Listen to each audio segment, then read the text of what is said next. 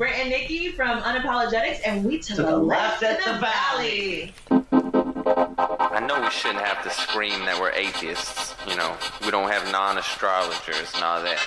But with the religious people taking over the world, I mean, we can either speak up or be pushed into a corner. I'm proud to be an atheist, a skeptic, a non-believer, an infidel, a heathen. I call it how I see it. I say it's ignorance and you just call it faith in unsubstantiated claims. That's something to be ashamed. I'm an atheist. Coming at you from frigid Canada, this is Left of the Valley. My name is Kevin, and I've wrestled with my demons, but sometimes we just snuggle. Aww, so sweet. Hot chocolates?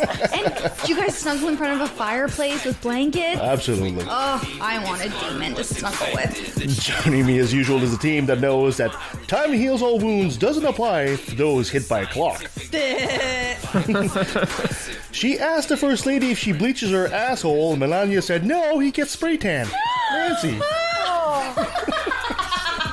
Hey, at least Melania knows what you're talking about. She knows that life is hard, but it's a lot harder if you're stupid. Christina. Not necessarily, because you can just be president. And she never grew up, she just learned to act in public. Kirsten. Exactly. Oscar award-winning actress Kirsten. Ladies. Thank you. Welcome back. It's good to be back. Yes, thank you for coming back. I decided to pull myself out of bed this morning. Get my puppy off my chest. Yeah, we leave feel it in good its that pen. Christina's back. Yeah. Yeah. I have a new method for Goddamn getting her out of bed. depression. It's just not right without you. It's all, just, you know. It's just not. Yeah. It's boring, guys. And my without dear, we wished it to you last weekend there, but happy birthday. Happy birthday. Thank you. Yeah. So you turn like 21 now? 23. Ooh. Wow. Hey, guess how old I am? Guess how old I am? 13.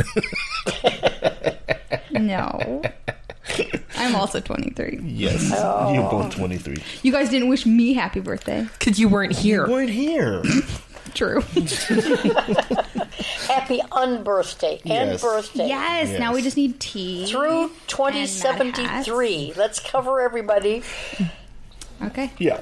So today we'll be talking to author James Fodor and about his book Unreasonable Faith, and we'll be exploring especially He Who Will Not Be Named. William Lane Craig. Voldemort! No, William Lane Craig. Okay, you can't set that up and not expect me to go for it. Fair enough. That's fair enough. It's been there every week, and I've been resisting. But first, let's do a chit chat. Did you guys hear that apparently measles is up 30% worldwide compared to 2016? I had no idea. Wow. Is that because of the anti-vaxxers? Well, that's what the WHO and European experts are basically saying. They're blaming the anti-vax movement because, of people saying like the MMR vaccine leading to autism. There's been especially spikes in South America. That's really worrisome. Yeah, I know. My family, most of my siblings have not vaccinated their kids, and we're getting together for Christmas. I'm like, you guys are going to kill each other. Mm-hmm. Yeah. People are telling me all the time, oh, don't get the flu vaccine, all that. Well, I got the flu vaccine several weeks ago, and I'm disappointed to report that I did not get autism, nor did I get the flu. Well, and the issue is, you might be able to fight off the symptoms of a flu. The issue is you can still get the virus and be contagious it just gives you a without chance. showing symptoms. Yeah. So you can still infect people with immunocompromised, like children. A lot of people, that too. A lot of people have, especially for the flu vaccine, they'll say, well, I got the flu vaccine 1 year. And I used to say that. I'll admit. I used to say that. I got the flu vaccine 1 year, and I got the flu right away. But when you start thinking about it... But if you get it right away, then you're probably already contaminated. Well, when I rethink of that time where I got the vaccine, I got the flu right away, what happened is I stood up in line with a whole bunch of sick people. That's when I got it. And then they gave me the shot, but it was too late, right? Yeah. So you have to think more clearly about this. You guys know David Attenborough?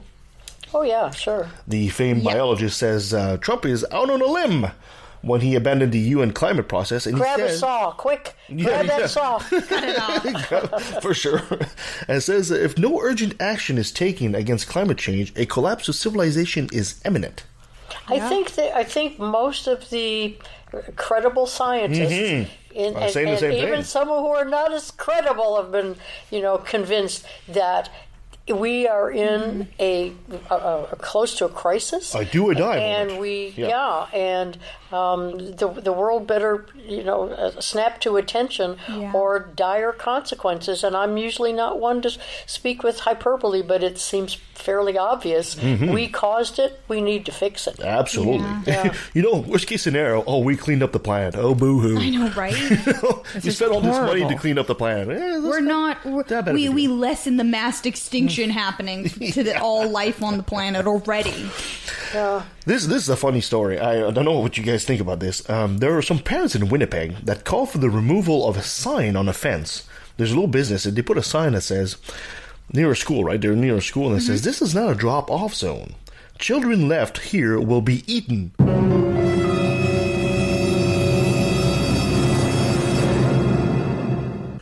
Oh my gosh. No. Were they at least a bakery or something? Well, I don't know the nature of the business, but I would assume something like that. Now, parents apparently, a lot of them are up in arms saying, this is not funny. And I think... No, it would have been funny if it was they will be sold to the Goblin King. Yeah, or Then something it like would that, be right? Yeah, it's It's like, calm your tatas there, people. Yeah, I think this is an example of people going overboard or something that's obviously ridiculous and meant a bit as a taunt.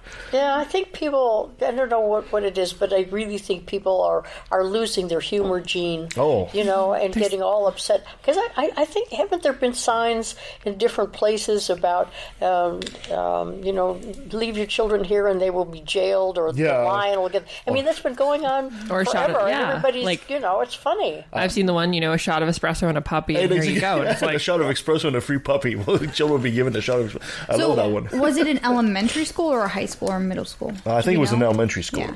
So I'm assuming it's in a city? Yes, it's in Winnipeg. So it's probably a school that gets really heavy traffic, so people drop their kids off farther away so they don't have to wade through cars. And people like, complain about millennials getting so offended about everything. Exactly. To be fair, though, these parents are probably millennials. Because millennials are 30, and if they're having elementary school kids, they're probably millennials. Okay, have you guys... Science! I'll speak to our two millennials here. Have you guys ever watched VeggieTales? Of course. I dressed as Bob the Tomato one year for Halloween. Well, It surprised me you were the tomato. there's a student... Catherine was the cucumber. There's a student at Cal State in San Marcos suggesting that VeggieTales is racist. I was go ahead, because I was really interested in that. The female author claims the villains in the scenes are usually of a darker shade, and they often, if not always, have accents. Yes, they do always have accents. While the good characters sound white. Yep, I've never watched VeggieTales, so I have no idea. I have. It's been too long since I've seen VeggieTales. But the pirates who do nothing, pirates who don't do anything, are amazing. Okay, yeah. Anyway, it's traumatizing to see vegetables. And they do what parodies of everything, like Lord of the Rings. They have a Lord of the Rings parody and Pirates of the Caribbean parody. It's pretty funny, but horrible. I don't know whether I entirely agree with the conclusions, but when they pointed out, VeggieTales and some of the other stuff, which I can't remember some of the other circumstances where the villain is generally darker and has a menacing accent of some kind. They do, but I've never thought. Have you ever paired that with being racists? I don't know.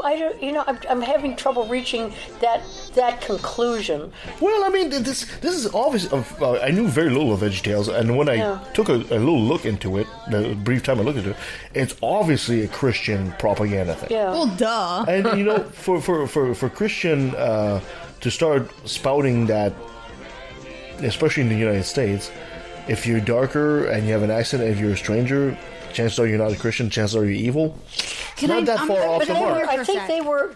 I think the point I made very badly is that in some of the cartoons or stories or whatever, where it's not Christian, they're just generally commercial stories that have the same a character thing happens. that's going to scare a child, that usually there is some kind of a strange accent this to, is what I was to gonna that bring up. child. But I don't know. As I say, I don't know whether or not there's a racist It's component. not even just cartoons. You look at the larger media. Right. Usually the black man is the bad guy, or the Russian, or like the German. The villain always has a British and it's always accent. the white man saving the day. Like, so I wouldn't say it's just VeggieTales that does this. I think it's a larger trend that needs to be addressed. Yeah. Same with how a think lot they're working on it, of though. a lot of media that has gay LGBT characters, the LGBT character is the villain in some way. It's just recently LGBTQ characters are starting to be like the heroes or just sidekicks or anything other than the villain. And I think that's similar to how minorities are portrayed. Minorities are usually the villains. Well, You can almost do a show on that. I mean, the interesting thing is, if you go back to movies in the 30s and 40s, like, about Count Dracula and Frankenstein, they were all white. Everybody was white. That's but because they never had minorities. They had strange accents, Yes. and they were different, but there wasn't the racist component. So That's because black people weren't allowed in So the- the interesting thing to me is there a correlation of some kind that goes from the scary white characters in the 30s, 40s, and 50s, and is there a racial component, that took hold because of some bigotry or whatever? I mean, I think it needs more. Either that, or it's just blowing something up that doesn't exist, and it's just great conversation. We'll need to look into it deeper for sure. Yeah. Okay, this is an interesting story. I had to put this in there. Now, there are some endangered Hawaiian monk seals. Everybody loves seals, right? Oh no, not this. And they're having an issue. They keep getting eels, and like an eel stuck up their nose. How? And scientists are baffled as to how this happens. Are they snorting eels? Well, this first happened on the National Oceanic and Atmospheric Association Facebook page, and they photographed an eel with a seal with a big eel sticking out of its nose, and this has happened several times. Are they okay? Well, yeah. These seals are urged to make better choices. Now, there's obviously no protocol for this, and they have to capture the seal and then pull the eel, which of course the eel is dead by that time, but they have to pull the eel, which is lodged like several inches into the nose of this seal, and this has happened like half a dozen times Can already. the seals not blow them out of their noses? Well, there's a hypothesis here, because seals don't have hands. So essentially they hunt with their faces, right? Like a lot of animals. So they say that, of course, they hunt around coral. So apparently what seals have a tendency to do is find a hole and blow water in there. Try to force out whatever's in the hole. And these eels, apparently, would trying to escape, shoot themselves into their nose at first. Oh my god! I mean, is there an increase in the eel population? No, I don't think so. But it's just such a funny thing to see a seal, and he's on the beach, and he's got about 1.5 feet of eels sticking out of his nose. Do you know if any of the eels have been harmed from this? Well, they've all died from that. Oh, sorry, not the eels. Oh my gosh. The seals. Seals, sorry. I meant to say seals. No, not so far, no. Because they have two nostrils, so they can still breathe with the other one. But this is just, like I said, the scientists are just baffled as to how this is happening. I'm baffled that, most animals, if there is something that is irritating or annoying them, they're able to, have some behavior, that they don't take their little front feet and They can't reach their face. They can't put their face down to their... I don't think so, because they have very short paws. And But they could put their paw...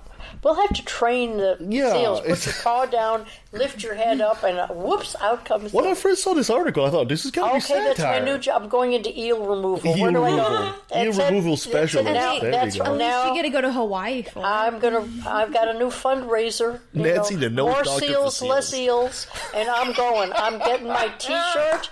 I'm going to be into seal rescue. That's it. Not going to be here Nancy, next the week. seal doctor. I love it. Yeah, I've my calling now. Okay, last but not least, this is the time of year where Christmas songs are coming out, and there's a particular song that's been making the rounds, and it's an old song, Baby It's Cold Outside. Ever heard this song? Yes. Yeah, and some radio stations all over the country decided to not play this song, especially in light of the Me Too movement. It even went down to the CBC, and when the CBC decided, no, we're not going to play either, then others have followed suit, like, of course, radio stations and stuff like that. Now, I don't know. I mean, everybody who's seen this show, who's heard us, knows that I'm as feminist as they come as far as guys are concerned. Nah, I know more feminist guys. Well, okay. Well, I think we're very pro-feminist on this show and all that. But I think this is too much. Yeah. It is. This is too much. I actually have a dissenting opinion. Oh, okay. I know. My opinion's actually changed recently. Okay. Because I think the context of the song, when you look at when it was written, Yes. it was written progressive. At the time in the 40s, how it was written of like a woman wanting to stay over, and when she says like what's in this drink, it's not talking about getting roofied. Like that's not what it is. No, exactly. They didn't have roofie back then. But in our context nowadays, the song elicits different things in our current society. Because what's in this drink now does refer to roofies. So I can understand how taking it off the radio, just not playing it. Do you think it's because of that one lyric? I think that is a big one. Also, I think that's probably actually the biggest one, because you also have to think a lot of people listening to Christmas songs have been roofied. Mm-hmm. So I can imagine enjoying Christmas and hearing this song that's super triggering, and like just not wanting to have to be subject to that. And I think we have so many other Christmas songs that not playing one Christmas song isn't the end of the world. But I can understand people's being like, okay, this is overboard. Like I can understand that, because when you do look at the original meaning in the song, it's very woman's choice of staying over with a man because she wants to. Yeah, well, yeah, I get when I read this song, and I've got the lyrics here. Basically, what the image I've got is basically she's just playing hard to get, right? This is just a back and forth, the play, the fun they're having, because she really wants to stay, but I should go, but she kind of wants to be seduced into staying, and he's playing that role. Oh, come on, baby, just stay. But there is that one line that says, "The neighbors might think," and then he says, "Baby, it's bad out there. Say, what's in this drink? No cabs to be out there to be had out there. Say what's in this drink." I think is that one lyric, which in today's context is triggering people. Let's go back. Let's go back because we're talking my era. Yes. Okay. Now, all right. We have personal experience here, guys. When you have to realize how conservative people were, and good girls, even though they might want to have sex, it was a terrible thing to do because there was no birth control pills. You could get pregnant. You could be called a slut, and that was a terrible thing. You were called easy. There were all kinds of societal norms about good girls being good girls, and you didn't want to fall into the easy bad. But there were always in regular society, in movies, books, and so forth, the double entendre, the things that were just sort of naughty, because it was always under the surface. People, women may have wanted to have sex. Maybe they had just as big a drive as the boys did. Boys were there just to seduce girls. It was part of society at that time. And when the song came out, it was sung by the most reputable stand-up conservative, not necessarily conservative, but Bing Crosby and Doris Day, all of the stars who were well-respected, who had no scandals in their life that we knew about. And so it was a fun song. There was the little naughtiness to it, but that was it wasn't like naughty from porn stars. It was naughty just in a fun way. No one took it as being a rape a predisposition to being raped. And in that context, and you had Louis Armstrong and Ella Fitzgerald. I don't think he was with Ella Fitzgerald. There was someone else, but you had all the top stars, and everybody enjoyed it. It was a novelty song, and at this point, the song then, "What's in This Drink," could have been eggnog that was spiked. Yeah. It's not like it's a rape drug, but it was alcohol in the drink, and to take that song and put it in today's world and look at it through today's world is, to me, almost the same as censorship of books in libraries. And say, no, this book, shows racism, but that was the time. So you can look at it in the context and say, well, this is how people handled things back then, and it's a cultural reference, a context. But I'm just going to jump in here because you were talking about how it's like similar to a book, but books you have to go to and you have to read them. Songs on the radio, you don't choose what song comes on. But I'm saying it's the same type of censorship. Yes. It's saying, this was a song from the 50s or 60s, and it was bad for the Me Too movement, so we're just going to get rid of it. The thing is, though, you can still go listen to it. If you like the song, you can go to Spotify, YouTube. There are still radio stations that play it. Like, it's just some radio stations are like, okay, we're going to choose other songs, the Christmas songs that we like more. But I think when the alt-right comes in and says, this is the left going crazy and overboard, they kind of have a point there. Yesterday I happened to catch the old Karate Kid. Remember that movie from the 80s? I've never seen it, honestly. So I'm watching the old movie, the Karate Kid, which makes you feel old because the Karate Kid this year is like 56.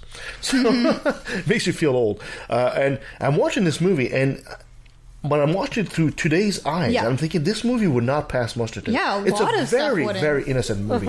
And there's this one point, where he's got his girlfriend with the big poofy hair of the 80s and all that, and he says, "Oh, why don't you drive? Oh, you're going to let me drive?" Well, right there. And then he starts, quote unquote, mansplaining to her, how to pop in the clutch and stuff like that. And I think, that was my first thought. And I think, are we going to start? How far do we go with this? Do we start banning these movies from the 80s too because, they don't really adhere to what our values are today? This is the same thing as the song, right? Like you said, you didn't go to the book. You have to go to the book, but this is a movie playing on TV. Do we stop this movie from the 80s because it doesn't really adhere to our values today? Also, you have to be able to at some point to understand the context of the time. If a channel decided they weren't going to play that for those reasons, you could understand that. Yeah, but I think... But the song hasn't been banned full outright. It's just some stations are like, you know what?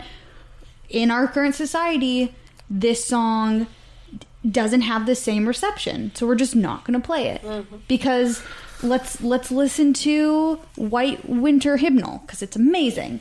Or like the White Christmas, or like other songs that are just don't have the same ability to kind of make people uncomfortable. But is it that far away from saying, don't want to use the slippery slope argument, but he knows when you were sleeping. I was literally about to bring up that. Yeah. Because I would be happy if that song never played again. Well, I hate that song because it's creepy. Every time I hear it, I'm like, oh my God, Santa is the creepiest thing on this planet. Well, yeah. But, I mean, how far are we from there if we're going to start banning songs for the context But that if a radio station different. decided not to play that song because, like, say one of the execs was, like, molested as a child, and they're, you know what? I just don't want that song on the radio. We're not going to play it because of those lyrics, and they make me uncomfortable, so I'm making a decision not to play it.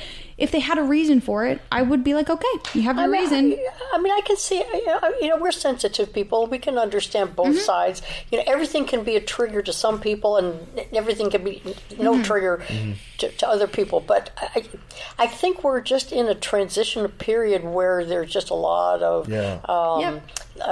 conversation, and society is moving, toward giving women, more power in deciding and more equality. So anything that feels as though it sets women back and triggers, against the Me Too movement, I can understand it.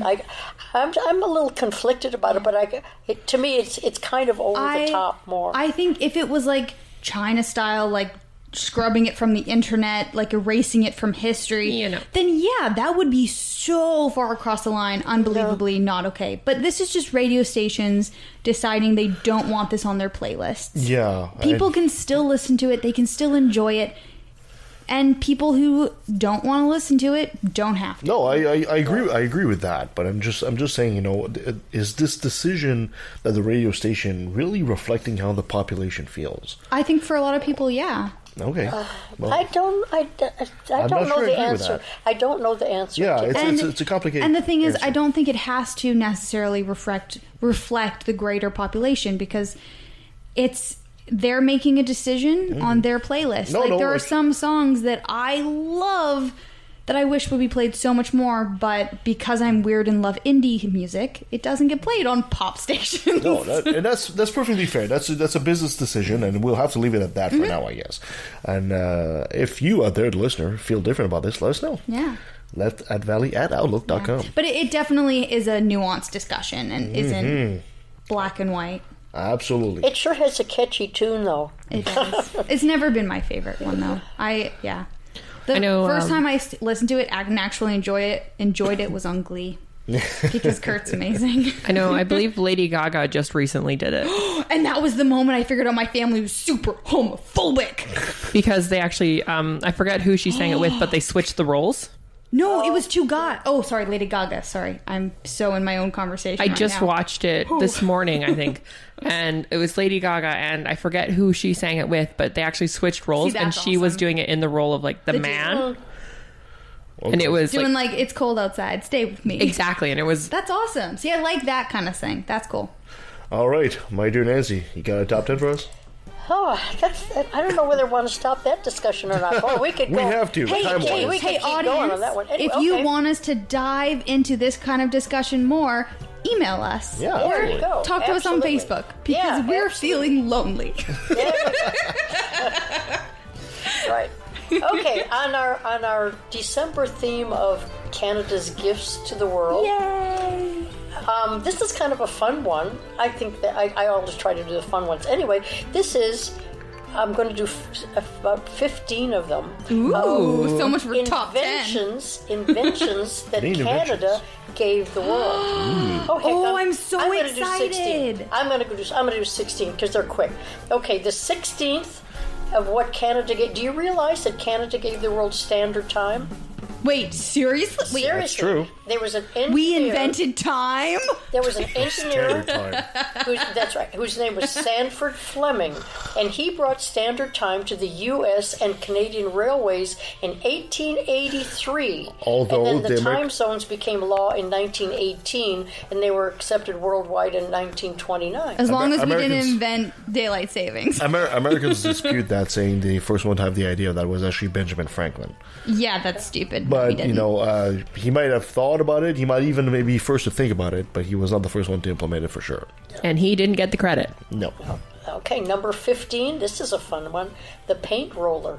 Seriously. The paint Us roller. being lazy. A Canadian named Norman Brakey invented it in 1940, but an American inventor named Richard Adams tweaked the design and filed the first patent. That's how that went. Okay, number 14, the baggage tag. Seriously. Yeah, talk about important. It's because he's There like, was a I'm guy- Canadian, guys. Canadians have a lot of baggage. Yeah, a lot of baggage.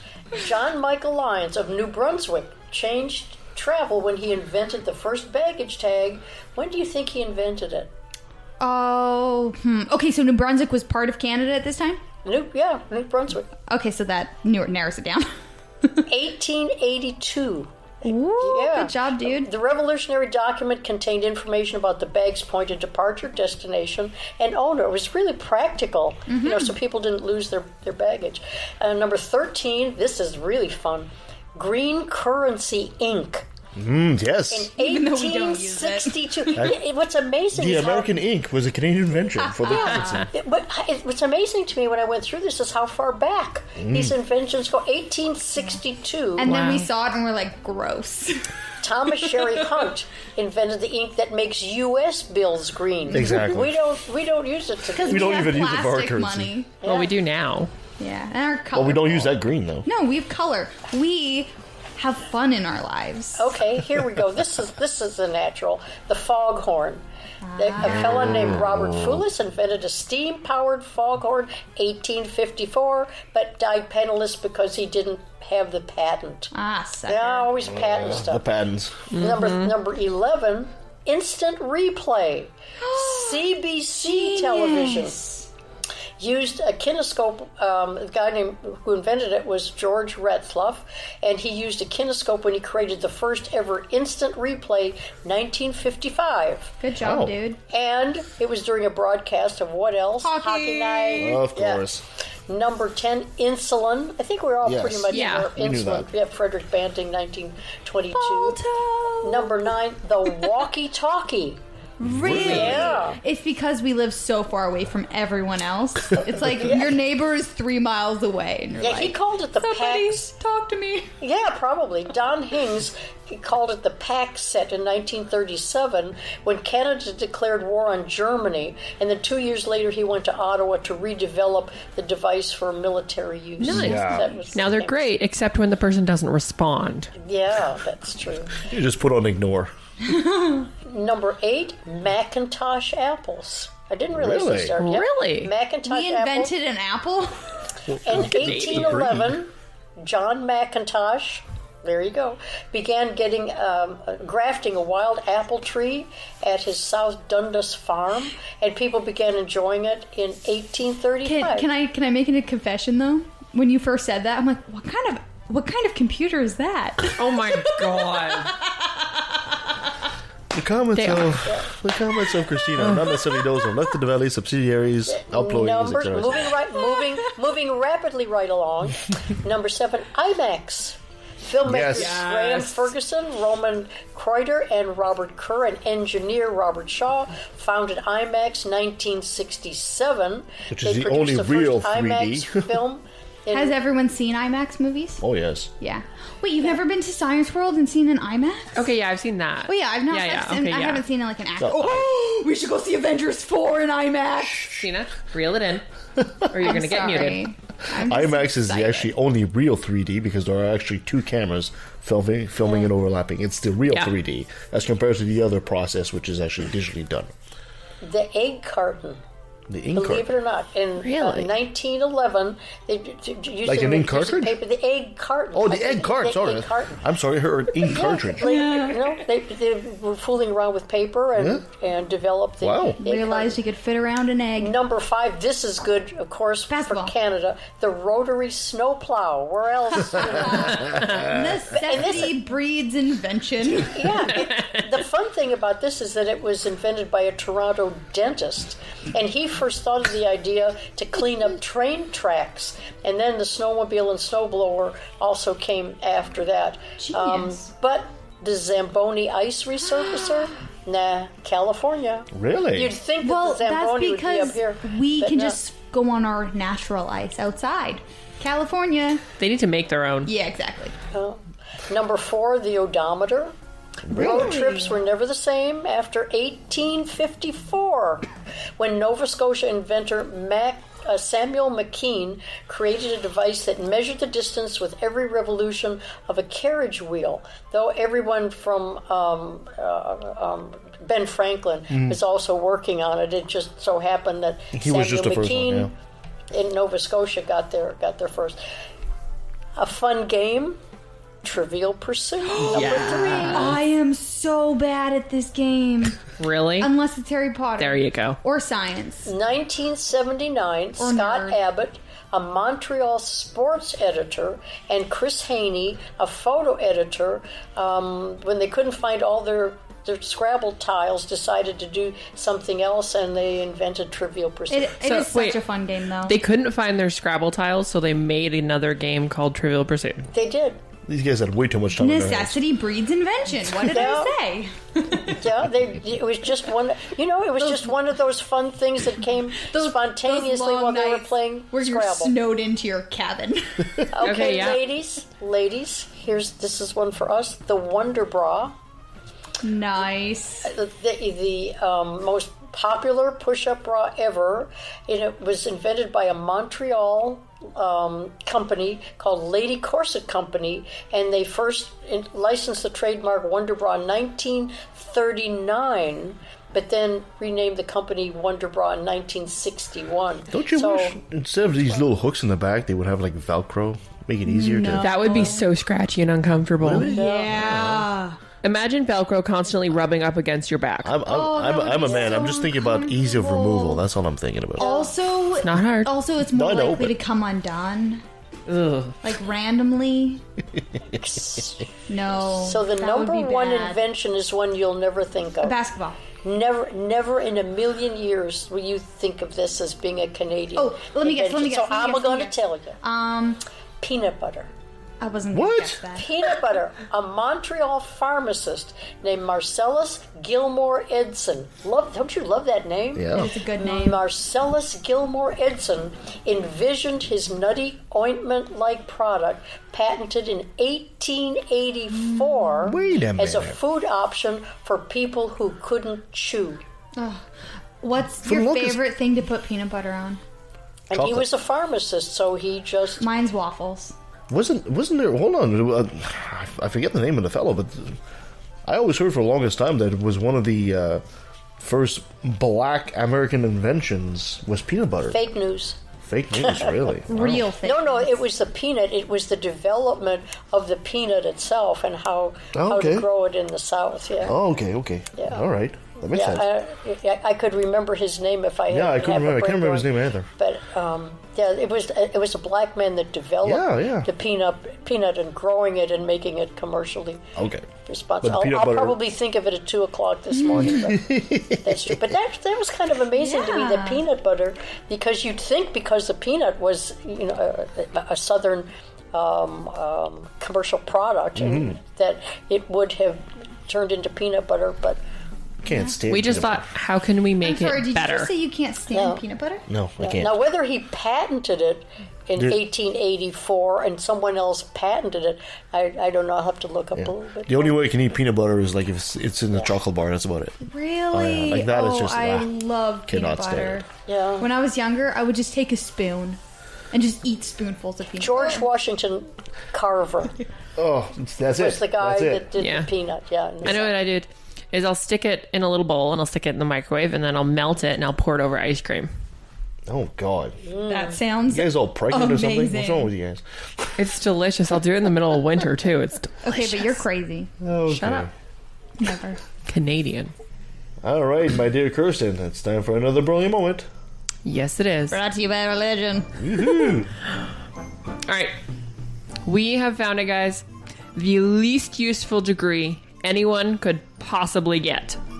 Chiropractic? The least useful degree. Scientology. Demonology and ghosts. The online-only Luther Wycliffe School of Eschatology is now offering a doctorate in end times prophecy. Okay, but that would be kind of fun. End times prophecy? You can have a doctorate in end times prophecy. AKA the apocalypse degree. That sounds amazing. You know, the worst part is you could probably ask these students when they think they'll complete their doctorate. They can't tell you. But they can tell you about the end times, though. Yeah. No seminary in the world offers the Doctor of Eschatology except Luther Wycliffe Theological Seminary. We are it.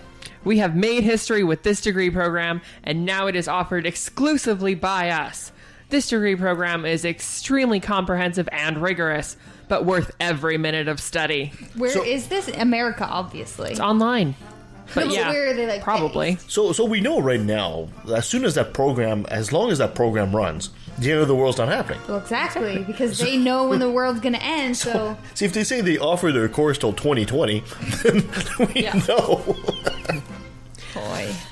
But Before you spend the $2,240 it costs for this degree, consider the following. If the world ends, your degree will be useless. Unless you're Christian and you're in heaven. If the world does not end, your degree will be useless. Oh my god. What the hell does a doctoral thesis look like in this program, considering the entire field is about evidence-free speculation? Ugh. The school has no accreditation from a credible source. Oh, of course not. Will your course credits transfer anywhere else? No. The school says that's quite unpredictable. Oh my god. I'd like to transfer my credit from End of the World. Into psychology. Feels safe to assume that the thesis will have to be written in all caps. Oh my gosh. It totally would. You have to have so many likes on Facebook for it to pass. Oh my gosh, that's totally what they do. The testimonials on the school's website consist of one guy, Peter Packer, What? who has Packer? no picture and says the same vague thing every time you scroll through the list. Wow, that's Credible. incredible. Sounds like Peter Parker from Spider-Man. I know. I love Peter Parker. There's nothing you'll get from a doctorate in this subject that you won't get by reading a Left Behind book and buying a bucket of whatever glop Jim Baker is selling. Oh my gosh. The only thing more embarrassing than getting this degree would be somehow failing out of the program after paying for it. Can you imagine? Has anyone actually gone into it? I don't know. Well, obviously Peter Packer has. Obviously, whoever this mysterious Peter Packer is, we must get in touch with him. Yes. Peter Packer, if you're listening, contact us. Yes, Peter Packer. Picked a pepper. Pickled pecker. So I don't do peppers. tongue twisters. So, I'm just trying to think, how do you do a thesis for this? I'm sure let's they're say very creative. all three of us are in that course, okay? Because we just lost our mind Oh, there. you're right about the blood moons. Okay, but, I mean, so you'll predict that the end of the world is in 3 years, and you'll predict it's a year and a half. No, it's going to be 77 years. Oh, 77. Or no, 88, Okay, because fine. 88's a good number. Fine, you predict 80 years, and 42. I predict 5 years from now, and you predict 2 months from now. How do you determine which one of us is right on this? Build a time machine? Oh, there we go. TARDIS. Yeah! Oh, the world of Christianity is too fun. It Yes. is. Until you think about how many kids they kill. Ugh. Then it's not so fun. You just brought us down a level here. I'm sorry. Keep us laughing, Kirsten. Keep going. Well, this one spoke to me personally. Oh, I'm All excited. right. It's Supernatural is the completely serious weekly Christian show hosted by Sid Roth that features testimonies from people who have personally experienced God. Ooh.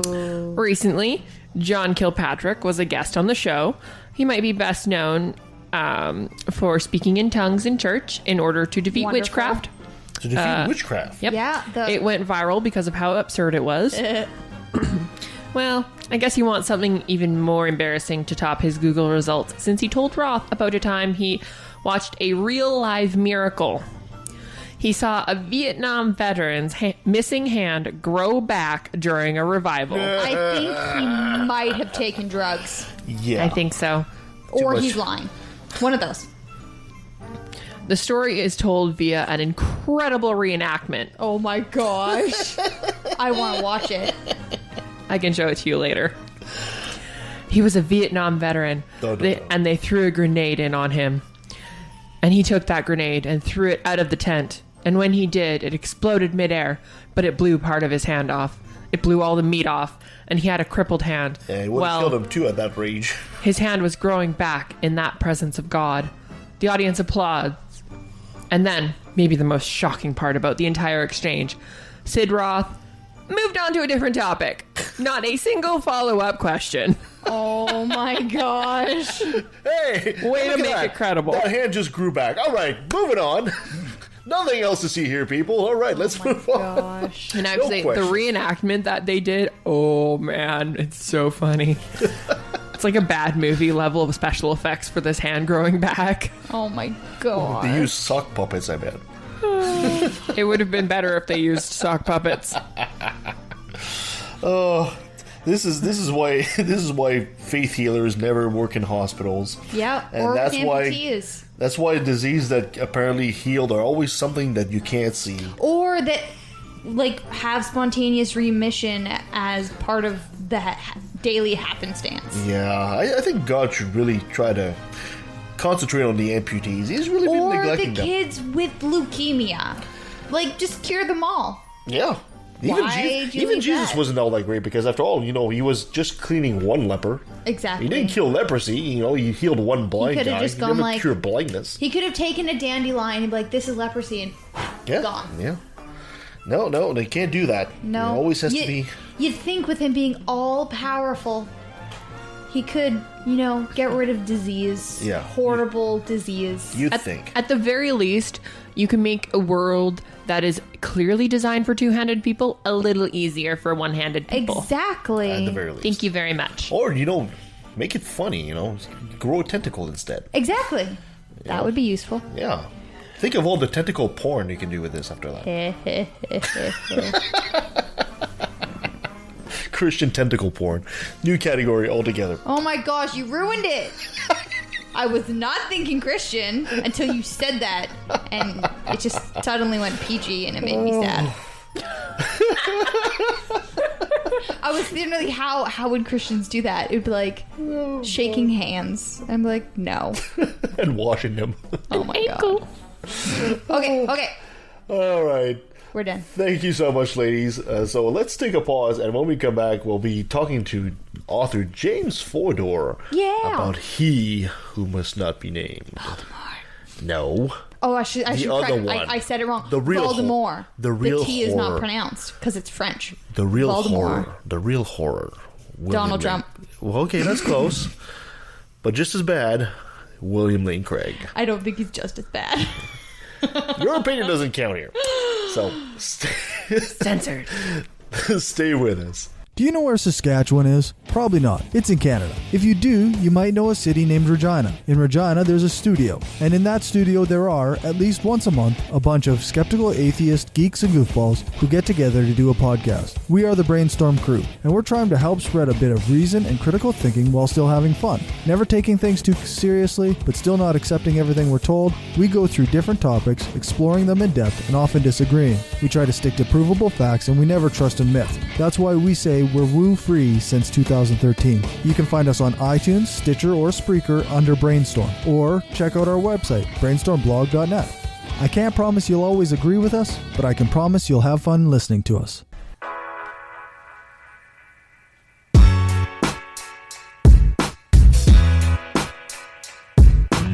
What happens when you're an atheist living inside the Canadian Bible Belt?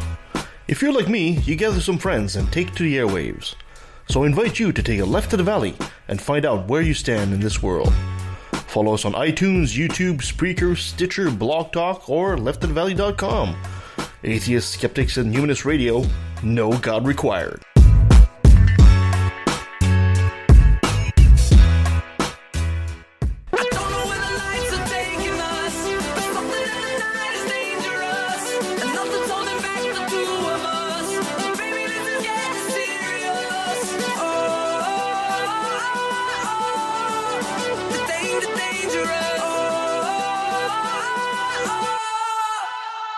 Show me your soul, I gotta know. Best that you're beautiful inside. Toes on the black. Alright, so our next guest online is author James Fodor, and he also studies physics and neurobiology. He's a snappy dresser and snazzy dancer. James, thank you so much for joining us at Left of the Valley. Thanks, it's a pleasure to be here. And you say that now, well, wait till 5 minutes in there, you might regret your choices here.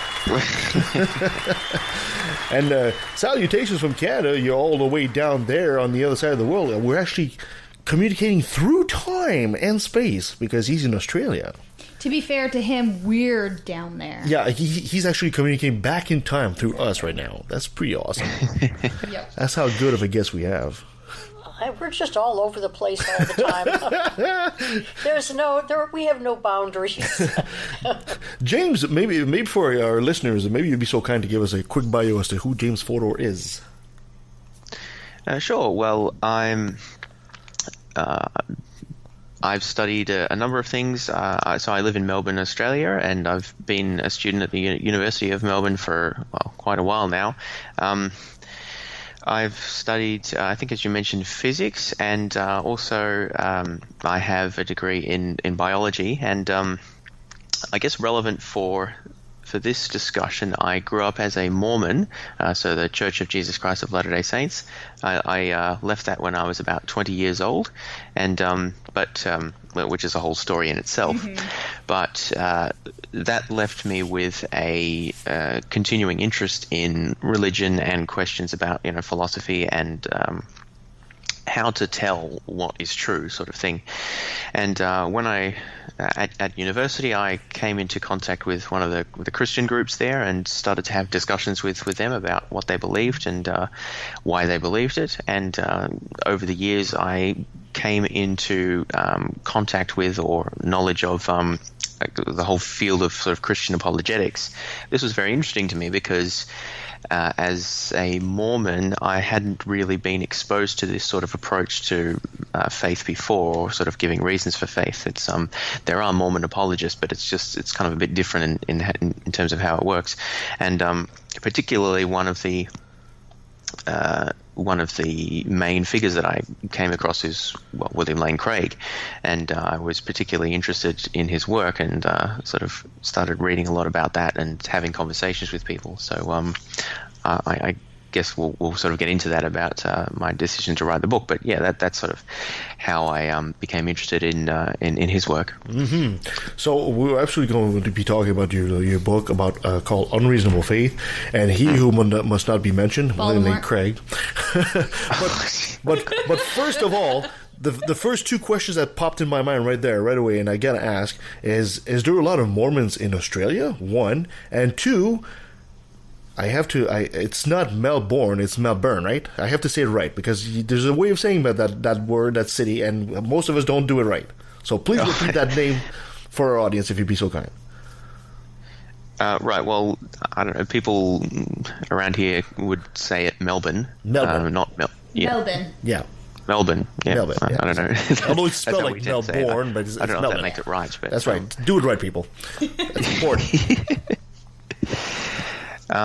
Sorry, what was your other question? The number of... Is there a lot of Mormons in Australia? Mormons in Australia. Yeah, some people have asked this of me occasionally. There's something like 100,000, a bit more. Really? Wow.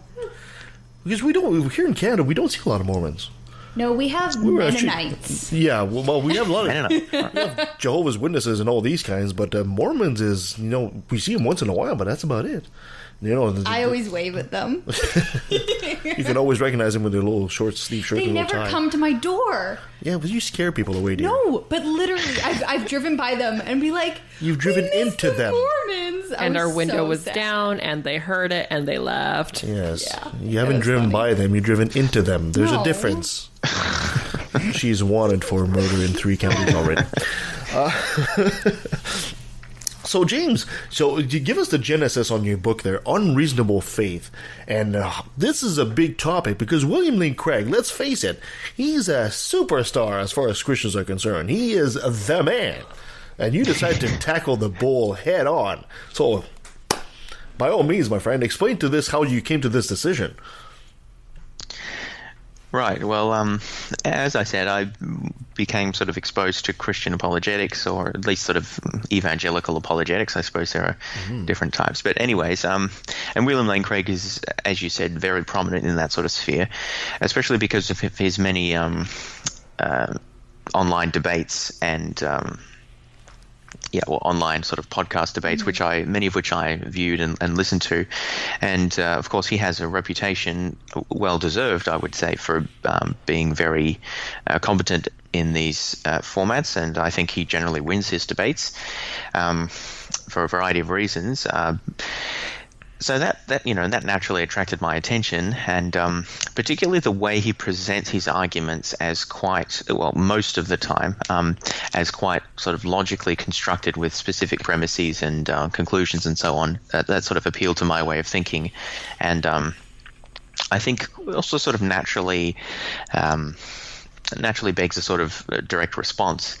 So that's one of the reasons I was interested in Craig, because he's so prominent and because of the way he presents his arguments.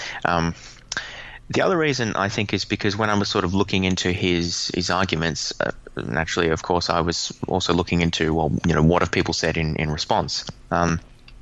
I guess I should have said, maybe I just sort of took this for granted, but it's not obvious. So when I ceased being a Mormon, I started to think of myself as an atheist because I lost my faith in God, right? So that's what I consider myself to be.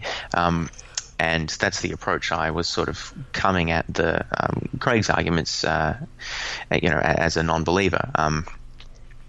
I like to think of myself as sort of open-minded, so I was sort of willing to be convinced by his arguments if they were persuasive, if they were good arguments.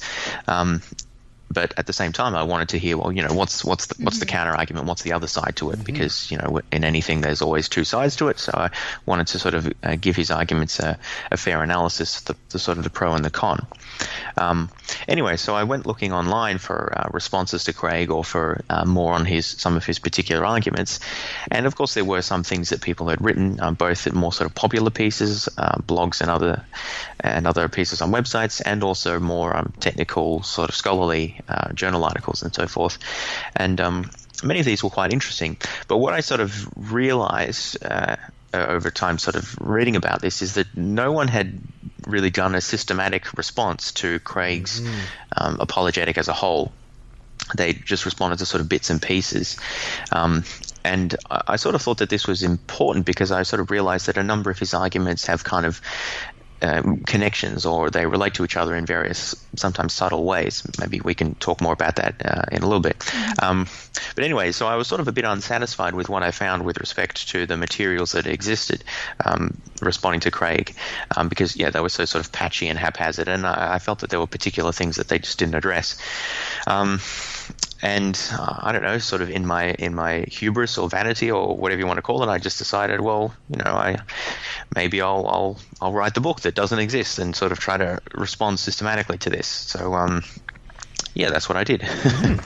Awesome. Now, William Lane Craig is known for having some pretty strong arguments, and a couple of them in particular. And I kind of want you to be able to explain to us, for some of us that don't necessarily know the argument, and what your response to the argument was. He's known for using the Kalam cosmological argument and also the fine-tuning argument. Yeah, right. So maybe if you'd be so kind, maybe you'll give us a brief lesson for those of us that are too dumb, like myself, to understand what they fully are and what your answer in your book was to your response to William Lane Craig was.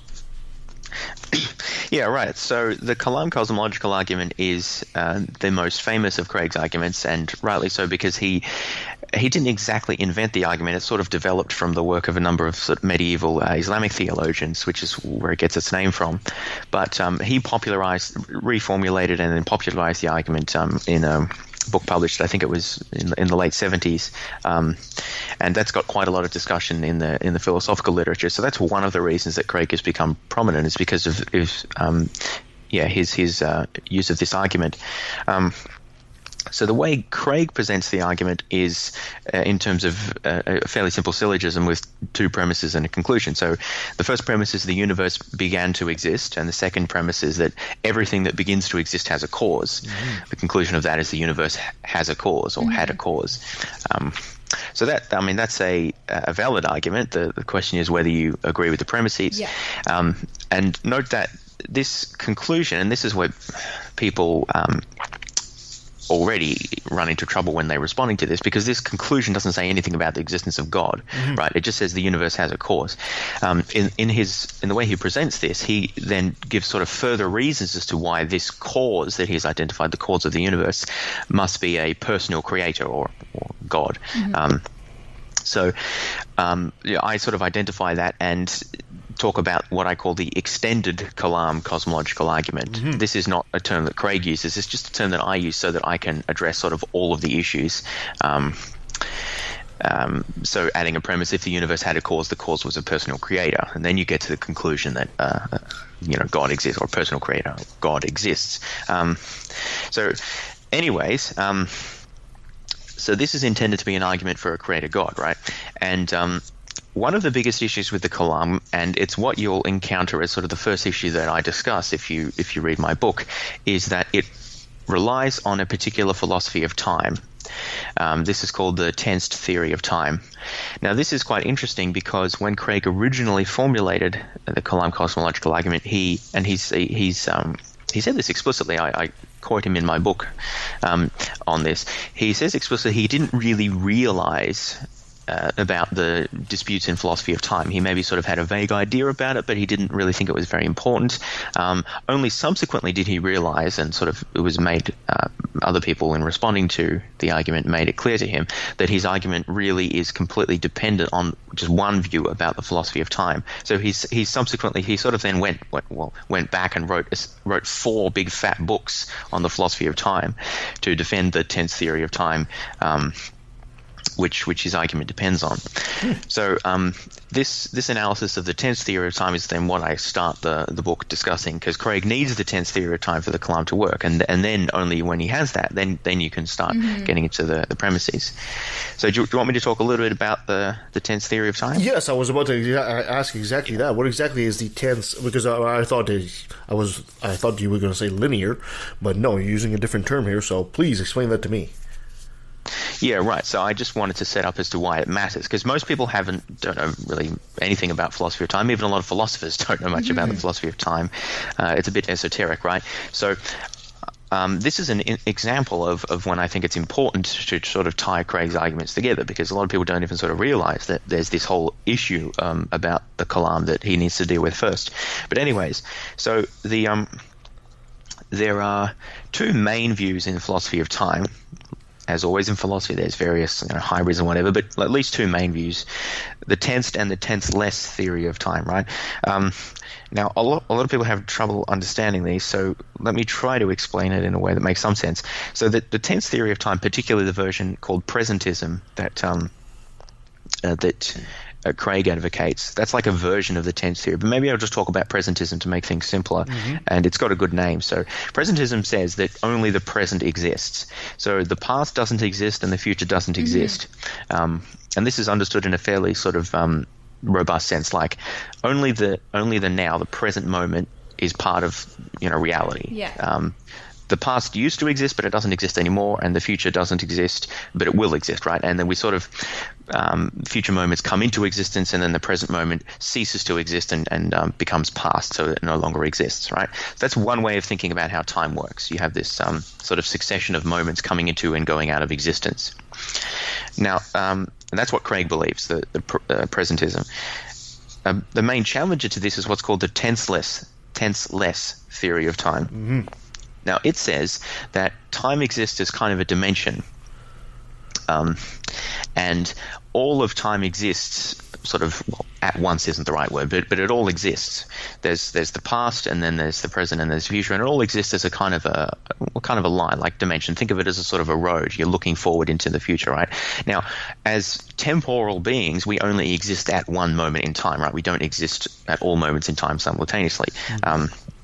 So we exist in a particular moment in time, which we call the present. But the past still exists. It's just sort of, back there. And the future exists as well. It's just sort of, out there. It's forward in time relative to us. So the tenseless theory of time talks about events being earlier than and later than other events. So you can think of it as like a spatial dimension where you have events that exist, sort of on one side of it and then on the other side of it.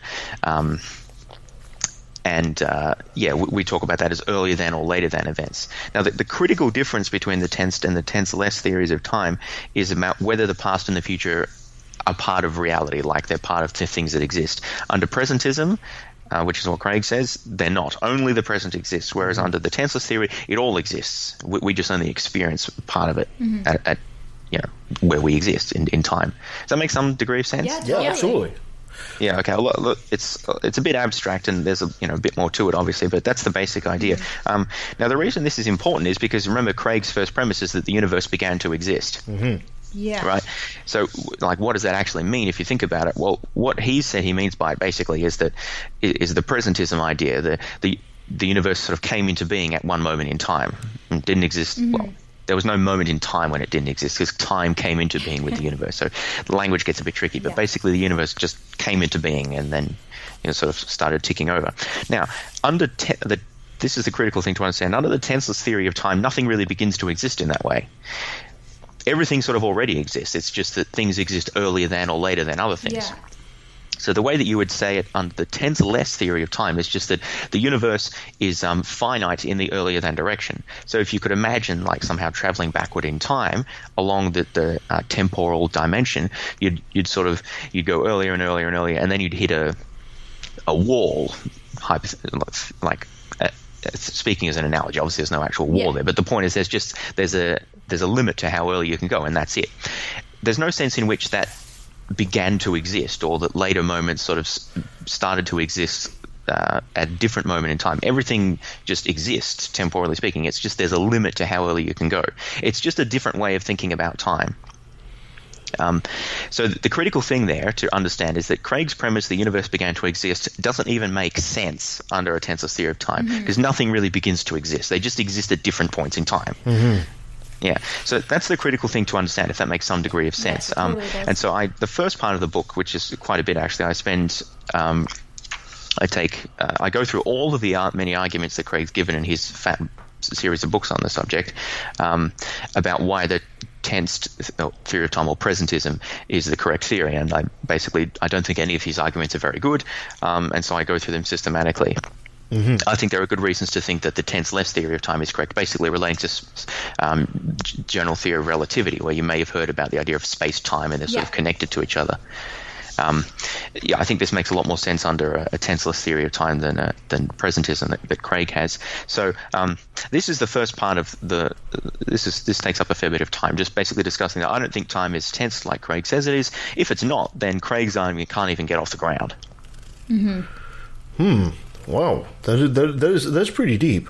The first thing that crossed my mind, though, is we got to make sure that Donald Trump doesn't hear anything about that temporal wall. Oh my God, I was thinking the same thing. He might decide to build something like that, and God knows where he's at. So, and William Lane Craig also, to be a bit more serious here, when Craig talks about his argument, he also talks about the universe had to be caused by something, quote unquote, uncaused. Yeah. Which I hate that term, because what does that even mean? And how would you come up with that? And it had also to transcend space and time, because time first appeared also. Yeah. And it had to be also immaterial and non-physical. That's nothing then. Yeah. That's how something that do you doesn't respond exist. to something like that? It's just imagination at that point. Maybe I can speak to that. So I've been just focusing on sort of the first part of the argument, which is about the tense theory of time and the universe beginning to exist. So in terms of why the universe would have to begin to exist, Craig gives a whole lot of arguments as to why you can't have actual infinities. So the universe kind of existed forever, basically. I won't talk a whole lot about that, because a lot of the arguments are kind of boring, to be honest. But he has this argument called Hilbert's Hotel, which is the idea that if you could have an actual infinity, you could have a hotel with infinitely many guests, and then you could move them around and you'd have all these weird things happen. Anyway, won't get into that. But so there's arguments to be had there about whether actual infinities can exist or not. But maybe, I'll move on to the latter parts of the arguments, which is sort of if the universe had a cause, that cause was a personal creator. This is the fourth premise of what I call the extended Kalam cosmological argument. And this is what you were just talking about when you mentioned that the cause would have to be sort of immaterial and outside space and time and so on. Now, I should note here that all of these issues here are, strictly speaking, not part of the Kalam cosmological argument as Craig defines it, right? Remember that argument only concludes that the universe began to exist. So this is important because Craig uses this sort of distinction all the time in his debates or other responses. If someone says, oh yeah, but how do you know the cause was immaterial or whatever, depending on the circumstance, he might just say, that's a separate issue, right? We're just talking here about the Kalam just establishes that the universe began to exist and you're bringing other things into it, right? So it might sound like I'm making a fuss about minor points here, but the point is Craig does this all the time, so you just have to be really careful about what part of the argument you're actually referring to.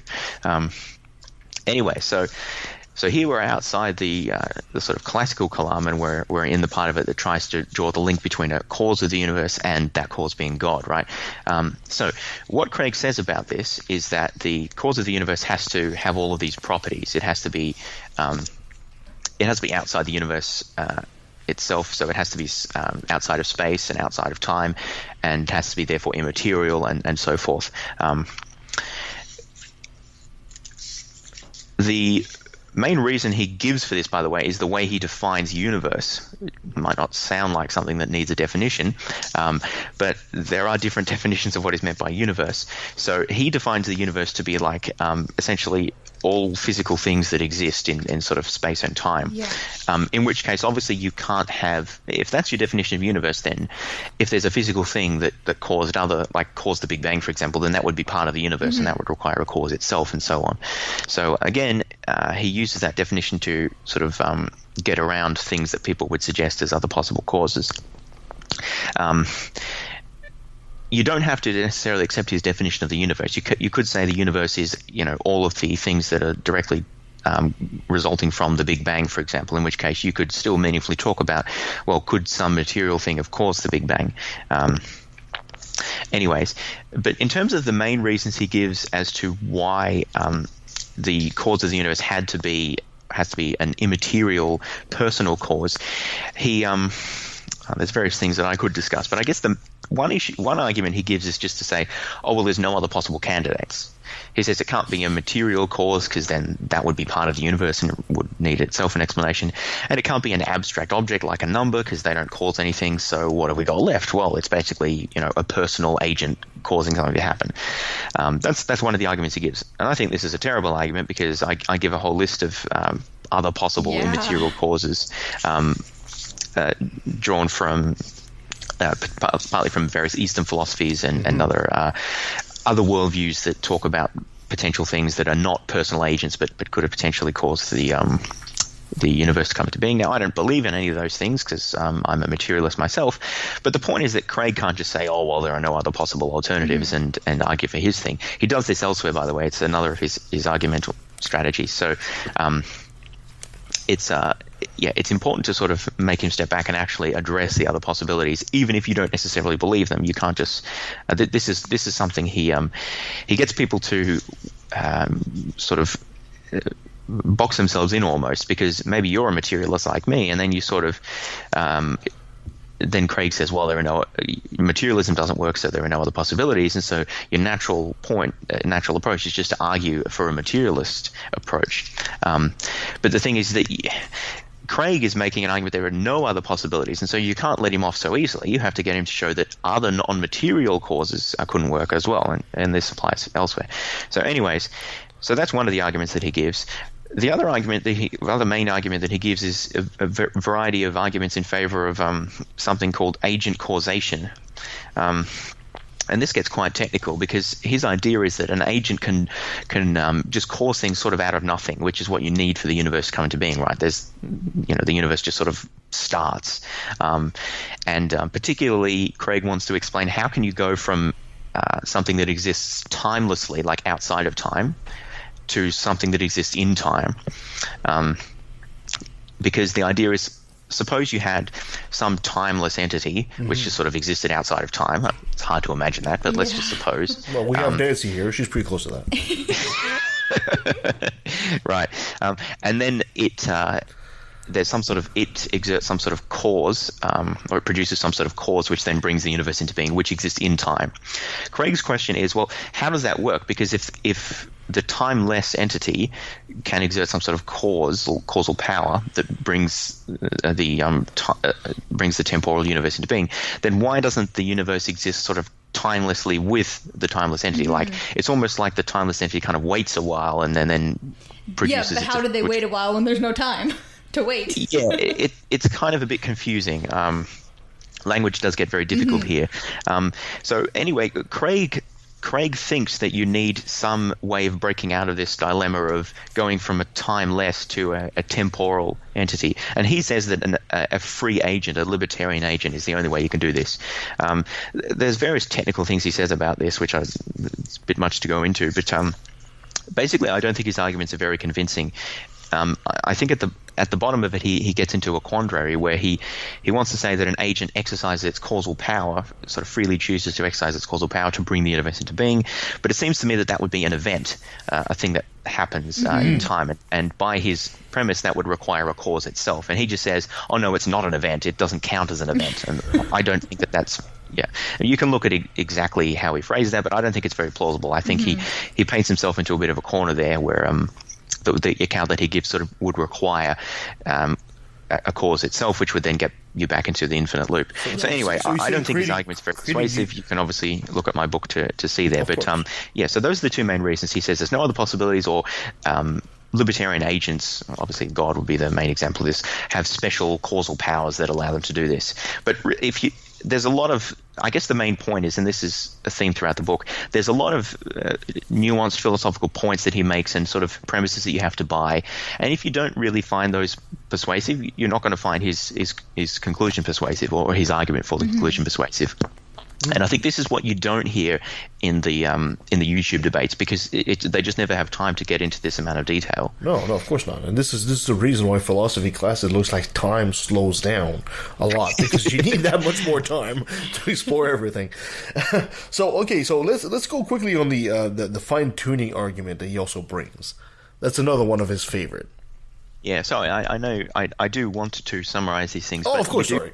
You do have to delve in a little bit to understand where it breaks down, I think, because it's sort of, these arguments generally don't break down on the surface level. It's sort of, you have to delve down a couple of levels to see where the rotten foundations are, to use a crude analogy. But anyways, so the fine-tuning argument, let's turn to that. So the fine-tuning argument is different to the Kalam cosmological argument, because it attempts to show that not the existence of the universe, which is what the Kalam relates to, or the beginning of the universe, but the certain properties of the universe point to the existence of a God. In particular, he argues that the fact that the universe is finely tuned for life is evidence that it must have been, or overwhelmingly likely to have been created by a designer. So this is one version of the argument, which I'll just read out to set the stage. So the first premise here is the universe is fine-tuned for the existence of embodied intelligent life. Second premise, the only explanations for this fine-tuning are chance, physical necessity, or design. Third premise, neither chance nor physical necessity are plausible explanations for fine-tuning. So the conclusion is that fine-tuning can only be plausibly explained by design, which means a God, a designer God. And I guess it follows from that then God exists.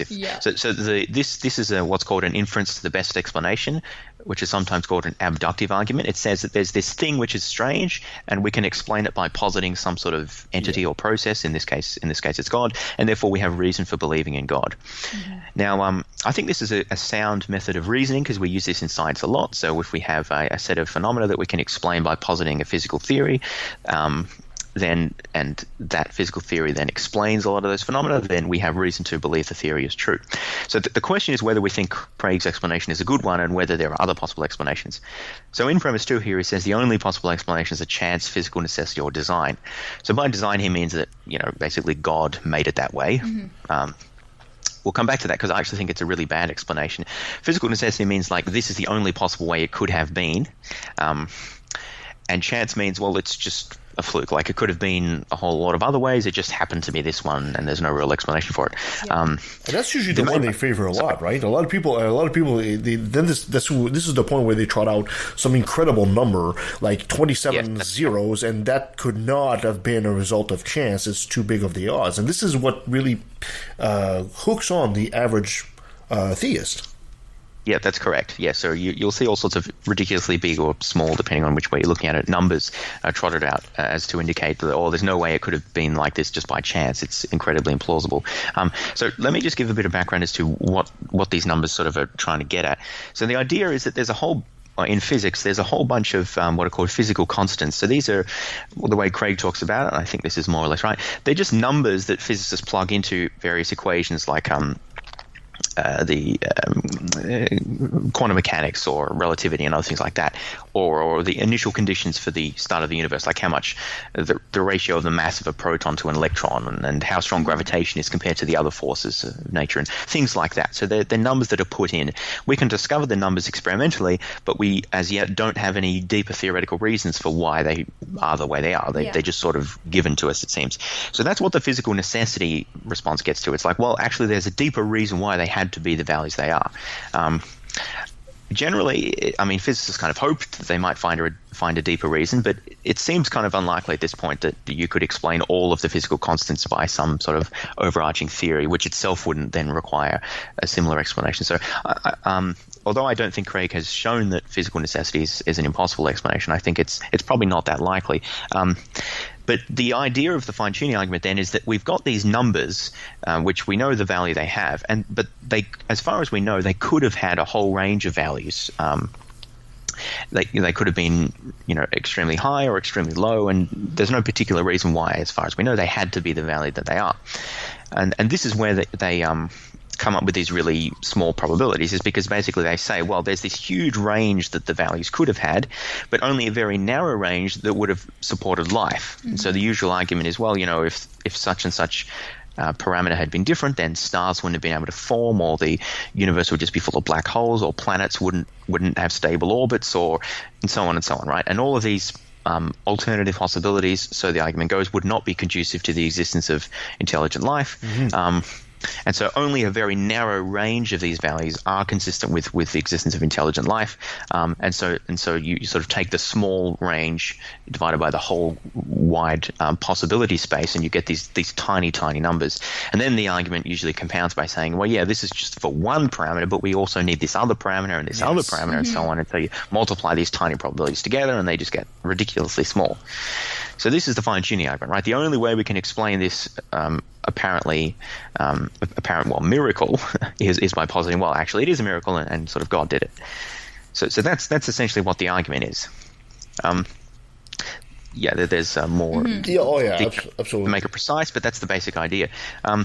So the main response is typically the response that atheists or non-theists will give is to challenge premise 2, or premises 2 or 3, really, that premise 2 is that the only explanations for fine-tuning are chance, physical necessity, or design. So they might try and come up with some other explanation. Using anthropic arguments is a common one, which is, you may have heard of, it's something like, well, we could only observe the universe being fine-tuned if a fine-tuned universe that supported our existence existed. We couldn't observe it in other cases, and so that gets all confusing, and I don't really talk about that. I just wanted to highlight it. You may have heard discussion like that if you look into this. Mm-hmm. Anyway, premise 3 says that neither chance nor physical necessity are plausible candidates. So typically atheists will say, chance is plausible or physical necessity is plausible, or they'll make arguments along these sorts of lines. I say a few things about that, but mostly I focus on premise 1, because I don't think the universe is fine-tuned for the existence of embodied intelligent life, or I guess I should be more careful and say I don't think there's very good evidence to think that that's the case. You think if it was fine-tuned, it'd be much more prevalent than just one speck on a blue planet, right? You would think. And it's vastly decreasing. Especially on this show. Oh, yeah. Well, the speck on the blue planet is an interesting way of putting it, because I think that's actually the big problem, right? Because, so Craig says that it's just physicists have established that, or astrobiologists and so on have established that the universe is fine-tuned for the existence of embodied intelligent life, and that you kind of can't argue with this. But, well, I do argue with it, and the way I do it is I go through a series of examples of some of these constants and look at so there's a physicist called Martin Rees who's published a book called Just 6 Numbers, where he goes through 6 numbers of the 6 physical constants that have to be sort of fine-tuned for the existence of life. And this is not the only physicist who's made these sorts of arguments, but he's one of the most prominent ones, and Craig cites him. So I sort of go through those systematically and look at what he says. And I quote for him at length, which gets a little tedious, but I just want to be sure that I'm not taking him out of context or anything like that. what I think I show is that what Rees is talking about in all of his examples, and also what physicists talk about in their other examples when they talk about fine-tuning, because they do talk about fine-tuning, but what they're saying is that if these parameters were a little bit different, life as we know it, that is life on our little blue dot, would not be able to exist. Now that is absolutely critical, because it means life as we know it means carbon-based biological entities that live on a rocky planet that orbits a sort of mainline G-type star, right? And that takes billions of years to evolve, and all of these other things. So yes, as far as we know, if the parameters of physical constants were a little bit different, that type of life would not be able to exist. But another might. But look at Craig's first premise. He says that the universe is fine-tuned. Does he say the universe is fine-tuned for the existence of carbon-based life on rocky planets? No. He says it's fine-tuned for the existence of embodied intelligent life. Right? So there's a big gap here between what he means when he talks about fine-tuned and what the physicists mean. They mean our type of life. He means any type of embodied intelligent life. So then you have to ask the question, if the constants of physics were different, what other types of intelligent life of embodied intelligent life could have existed? And the answer is we have no freaking idea because we barely understand what type of life forms could exist in our universe, let alone other possible types of universe, especially when you start talking about changing multiple constants. And so this is what I say. I say we effectively have no idea about what the space of possibilities is.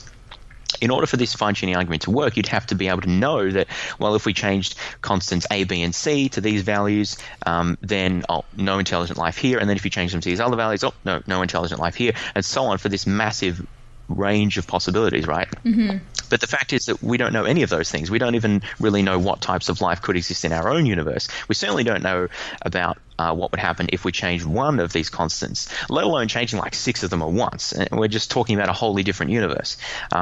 So, I try to make this argument in a bit more of a rigorous way, but that's the basic idea. Like Craig has, the physicists, and certainly Craig, just have no idea what types of life would be possible if we started changing all of these constants of nature. And that completely undermines the argument, in my view, because there's just unless you want to say that God has a special reason for creating carbon-based life forms on a rocky planet orbiting a G-type star sort of thing, unless you can say that you can explain that by positing a creator, which I don't think you can, that's just ad hoc, then I don't think that the design hypothesis really gets you anywhere. And that's the real problem with positing a creator, is that if God is all-powerful and could do anything, then it's very hard to use him to explain anything, because an explanation needs to constrain the range of possibilities. It needs to say, of all of the possibilities, this is why this particular one happened. And, your explanation tells you that, or at least why that's really likely. But God is very hard to appeal to do that, because he doesn't really constrain the possibility space, because he could kind of do anything. So I also discussed this in this chapter as well, about how the positing a designer doesn't really help that much, because you have to posit other things about, well, God would want to create this sort of universe or that sort of universe, and then you just start positing all these extra things which are make the argument more complicated. Which is interesting also, because a lot of philosophers have posited that the sure sign that there is not a lot of intelligent life out there is they never tried to contact us. So well, we are kind of like the Alabama of the universe. Yeah, I think so too. So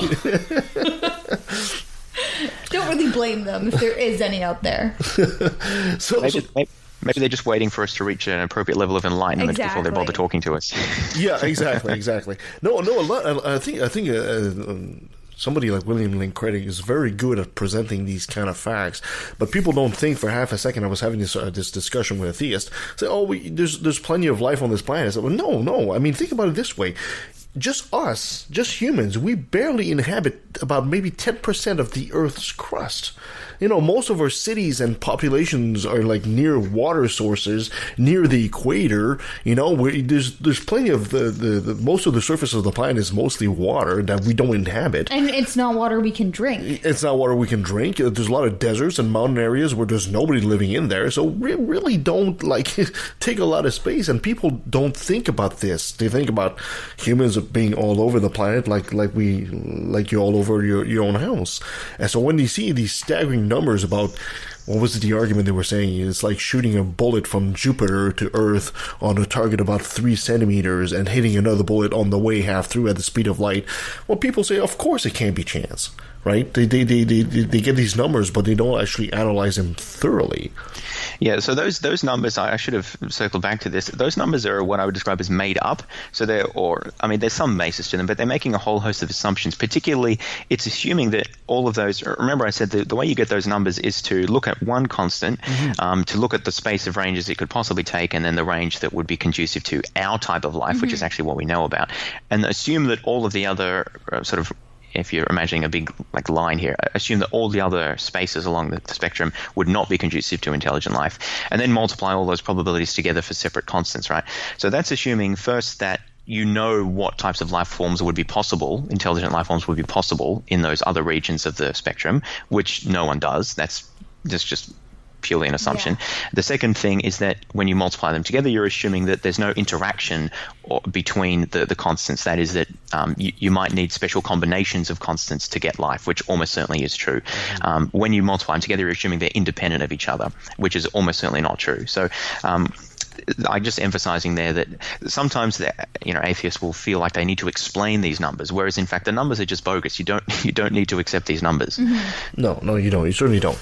James, what do you feel for a guy who studied William Lane Craig? What do you think is? I mean, I personally, when I listen to the man, I don't really understand his appeal. But there obviously is an appeal, and you think it's just simple bias, or what is it about William Lane Craig that theists like? Well, not all theists like William Lane Craig, and he appeals to a certain type of theist or a particular mindset, I guess. Well, I can only speculate, but I will offer a speculation, and I think it's something to do with what Craig is offering is, he's reasonably explicit about this. What he offers is a sort of intellectual permission or a sort of intellectual respectability for either theists, existing theists, or kind of people who want to believe, consciously or subconsciously, but are worried about new atheism or science in general, or sort of secular philosophy, or various sorts of intellectual type arguments that have been put forward in recent decades, or indeed longer ago than that, which sort of say that faith is unreasonable, you can't be a rational person and be religious, and these sorts of things. I mean, there's obviously more specific things that are said, but the point is that that's a common meme, especially with the neo-atheist movement. And so I think this doesn't bother all religious people, but it bothers some people who want to think of themselves as sort of rational and hard-headed and so forth. Now, what Craig does is he offers a kind of an intellectual respectability, or a sort of a permission for these people. So he provides his arguments in a very logical way. He cites the premises and shows how the conclusion follows from that, and he gives all of his evidences and cites authorities and so forth. And his arguments are generally well constructed in this way and get into technicalities. And the thing is, once he's done that, once he's provided this plausible intellectual framework, then for most people that's sort of sufficient.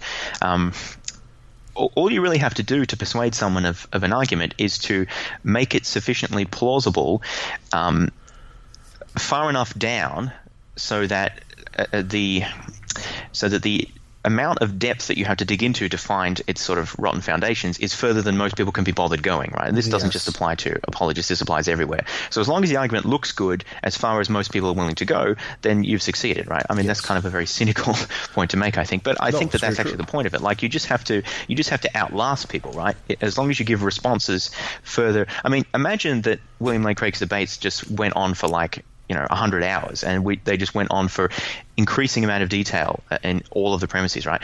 How many people, you can imagine sort of how many of the theists in the audience or people who are interested, at what point would they stop watching? They're not going to watch 100 hours. I mean, some people will, right? But, just an example way of thinking about it. As long as Craig's arguments seem plausible for the first 2 hours, 10 hours, I don't know, however long people go, then that's mission accomplished, and they'll go and they'll feel intellectually satisfied. And when they have conversations with atheists or non-believers, they'll have enough material to cover the first round or two of rebuttals, because that's all most conversations go to, right? And so they've sort of they have all they need, so to speak, to feel intellectually satisfied and to respond to people who will come across them. Whether the argument at base is actually, whether the arguments are actually good is kind of, well, it's kind of irrelevant almost. So essentially, the short attention span of people is his best weapon that he actually has to make his argument stick. People have limited time, and not everyone is as obsessed with, pushing these things through to as far as you can go as I am. So, I mean, it makes some sense, right? I'm not saying it's completely unreasonable for people to try to I guess economize on these sorts of things. I guess what I would say is that that's why it's incumbent on people like me who think Craig's arguments are not very good to try to explain why and just kind of bring that up so that we can start talking about the critical issues, earlier than the hour 50 mark or something like that. So I guess it's incumbent on people on the other side of the spectrum to present the rebuttals in a convincing way so that people will take notice earlier on. And I don't think people have been very good with doing that with Craig's arguments. So I've tried to make a step in that direction with my book. And I think you are doing quite well with doing so, sir. Thank you so much, James, for explaining all of this to us today. My God, I think we had a very great lesson that we could probably go on this forever. Because I've never really listened to Link. My brain's glitching on his first name. I grew up listening to Kent Hovind, which was fun. Yes. So I never really listened to Lane Craig, but hearing the explanation of these arguments he put forward and the reasons why there's faults in them is very helpful. Yeah. So, it's been very informative. Yeah, well, I enjoy talking about this stuff, and I think it's also good, not just because this is one of the main reasons I wrote the book, not just to respond to Craig, because I should emphasize, and I say this in the book, I'm not really at all interested in deconverting people from Christianity or anything like that. So I'm not in any way trying to argue that you shouldn't believe in God or you shouldn't believe in Jesus or anything. What I want people to do is think critically about things and know how to analyze an argument and not believe things for bad reasons. Yeah. So I don't think people should believe in God or Jesus because primarily of the arguments, or at least most of the arguments that Craig gives, because I don't think they're very good. There may be other reasons to believe, and I sort of leave those unaddressed. But yeah, at the end of the day, what I want people to do is have the skills to critically analyze arguments and to sort of ask the right sort of questions and understand how to evaluate evidence and authorities and so on. And if people come out of my book with a better appreciation for that, then I would regard that as a success. I'm pretty sure that it will happen. James, thank you so much for explaining all this today, but the mic is all yours, my friend. If people want to find out more about you, your books, and where they can get them, be shameless, my friend. Plug yourself. Where can they find you? Sure, right. Well, I mean, the easiest way to get a copy of the book is just to look on Amazon. You can buy it in paperback or in Kindle form. So, I mean, the books aren't, I don't know exactly what it would be in Canada, but they're not too expensive. So, certainly recommend picking it up and having a read if you're interested. Maybe I'll emphasize that the book is deliberately written to be modular, so you can just sort of start at whichever chapter you're interested in. I emphasize this because a lot of people start from the beginning and they start reading about the tenses and tenseless theories of time, and they're like, it's too much. Don't feel the need to start there. It's deliberate. I started there because I thought that was a logical place to start, but you can start wherever. I'm going to say the opposite. I'm going to say, no, read the whole damn thing. Don't be a theist. No, don't quit halfway through. He's not saying not read the whole thing. He's just, you don't have to start at the beginning. Yeah, but I'm saying don't be like a theist. Don't be the short attention span kind of guy that William Lane Craig likes. Be fully informed. Don't be like me. You just don't have to read it all in the right order. That's right. Because wibbly wobbly timey wimey. Wibbly wobbly, timey-wimey. A little bit like that. If you're interested in some of my other writings, I have a blog as well. I actually been meaning to put more of my book material on the blog. There's some of it there already, but it's called The Godless Theist. If you just type that into Google, you should find it. It's deliberately an oxymoron, right? It's not the godless atheist, right? That's what some people think. The godless theist, okay? It's the idea is that you sort of think about it from multiple perspectives and find the good things in both sides of the argument and so on. But anyway, you can check out that if you're interested in some of my further writings. I also have a variety of issues of philosophy and religion that I discuss there. I also run a podcast, which is kind of, in some sense, irrelevant, but might be of interest. It's called the Science of Everything podcast. If you just Google that, you should find it. I just talk about a whole bunch of topics in science. Wow. So perfect for me. So now we need to bring him back to be talking about this podcast as well. Perfect. James, we'll certainly make that happen, my friend. And if you'd be so kind, send me the links to these shows. We'll pass them on, put them in the notes of the show. But before I let you go, James, I got to have you say, hi, I'm James Fodor, and I took a left to the valley. Hi, I'm James Fodor, and I took a left at the valley. And that was author James Fodor. What an interesting tidbit of information we got there. And I love how fast he was talking, and he could have just kept on going. Oh yeah, we could have. I'm like, information soaking into the sponge that is my brain. Well, okay. Well, my brain is not as spongy as yours, apparently. I'm young. You're old. Yeah. Hey. Wow. But that was a lot of really, really good information, and I think I think he's completely right. A lot of people will just take the surface argument, and if it absorbs, or if it aligns, I should say, directly with their preconceived notion of what they like, boom, they accept it. Yep. And I mean, we should almost bring a psychologist on this eventually and see if we can dig deeper on We'll talk about like cognitive biases and like. Yeah, absolutely. I love that. Would be very, very interesting to discuss. Wow. So that was a great bit of information. Yes. I'm really happy we did that. Okay. And we'll have him back to talk about science. Yes, and we'll have him back to talk about his podcast and science. Yes, of everything. Of everything. The science of everything. I love science. That was already a title for a movie, wasn't it? No, that's the theory of everything. Oh, yeah. Close enough. It was a good movie, though. Thank you so much, ladies, for being with me. And thank you. Literally, I try.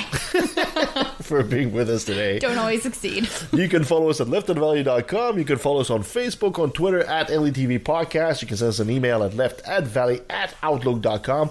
Give us a 5-star review wherever you find us. It really helps us and helps others find the show. Okay, coming up. Well, we're coming around the... I'm so excited. We're coming around the holiday season. So our next show, we're going to have Tom and Cecil. And we should have some eggnog. Yes.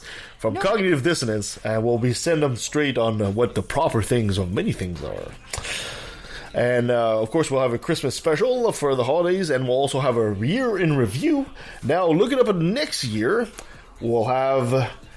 Andrew Jackso, and he'll be talking about his book Life After Dogma. Ooh. And we'll have our friend Rich Lyons. Remember he did the show with the When We Get Stoned? Yes. He's got his podcast. No, we don't remember. I do. Called Life After Faith.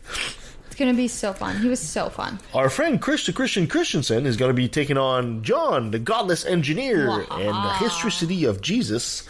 And the ladies from Forsaking Faith will be returning to talk to us about if the Bible is actually good literature.